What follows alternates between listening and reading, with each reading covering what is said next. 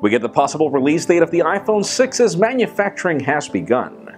Screenshots of the next generation Android have already emerged as well, and Microsoft is willing to give you back a ton of cash for a Surface Pro 3. I'm Jaime Rivera, and isn't it sad that if you buy an Android phone today, it'll be obsolete by tomorrow? This is Pocketnow Daily.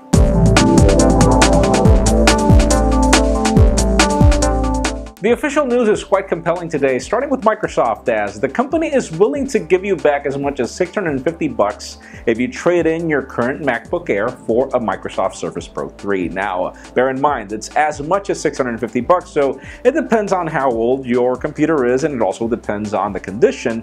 And even though this is pretty much half the price of a MacBook Air, still, it is just $150 below the price of the entry-level Surface Pro 3. If you're interested, you have to do this before July in any Microsoft store, though. Would you do it? And speaking of Microsoft and Nokia, the companies have just announced the Nokia X2. This is the successor to the Nokia X. It is still an entry-level phone. There is not really much to talk about here when it comes to specifications, but still they fixed everything that people did not like of the Nokia X, starting with the hardware buttons. Aside from the fact that, it's hilarious. This thing looks like Windows Phone in almost every way, which makes you wonder if it's really worth it to have Windows Phone when you could just build an Android launcher with live tiles. It's pretty much almost the same thing. Links in the description. Make sure you watch the video that's attached that gives you a full rundown of everything you can expect. Now let's talk about Motorola, as we've been expecting the Moto X+1 for quite some time, which would be the successor to the Moto X, and we've also heard rumors that this phone is codenamed Victara, which is partly victorious or whatever the name might be, but we get more leaks.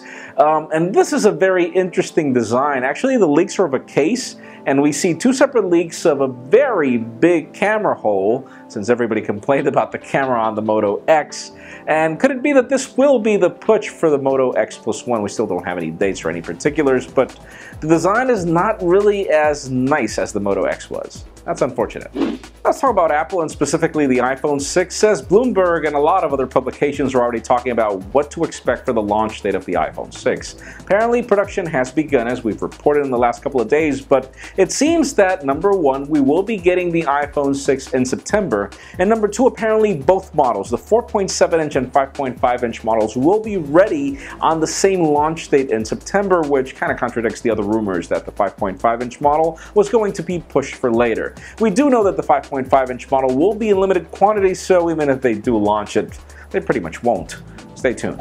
And finally, for the very hot news of the day, yesterday after filming our predictions video for what to expect for Google I/O, we got some screenshots of Android L.